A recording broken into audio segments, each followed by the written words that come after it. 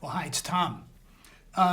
Last week, I did a strategy session with one of my clients, and in preparation for that session, I put together a set of trends for us to talk about and to look at as part of the whole context for this company's strategy. Now, in looking at some of the big trends, I identified one as an old trend for me because it goes by the name of question authority. Now, if you're a boomer, you know that phrase, question authority, was really one of the anthems of our generation. We had question authority t-shirts, I guess, in maybe 66, 67 was when I had my first question authority t-shirt. And the point that I was making and wanted us to talk about that day in the strategy session was that we have finally succeeded, I think, as a culture, at pretty much undermining the authority of every institution that exists. I just made a short list of some of the institutions that in the past were the sources of authority. Authority really is very closely connected with power, at least historically, that's been the connection. So think about this. The family, your parents as a source of authority, schools, teachers as a source of authority, the church, religion as a source of authority, institutions like the Army, where maybe perhaps one of the final bastions of authority, but the Army's done some very smart things with the way they deal with authority. Corporations as a source of authority, your boss is the authority. Government as a source of authority.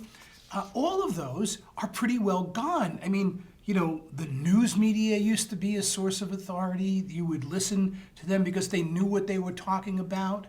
And today, it's like there is no more authority. Nobody has any authority. It's as if everybody's opinion is as valid as everybody else's opinion.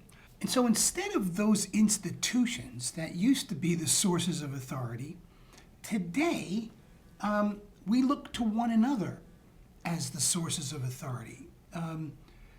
Take a look at a site like Digg, where it's really our peers that tell us what to believe, in a sense, what's important, what's meaningful.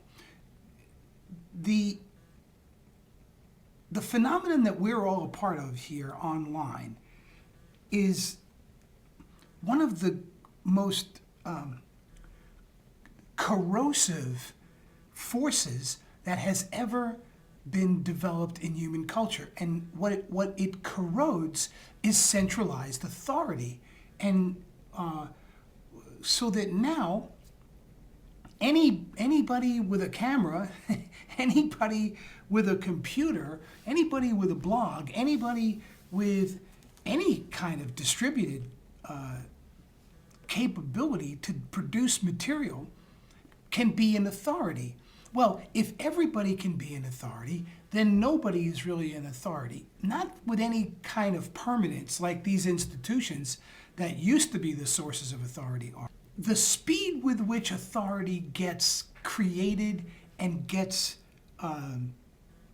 destroyed today is really amazing. And look at Eliot Spitzer, the governor of the state of New York, who had a great deal of authority one day and literally the next day had no longer had any authority.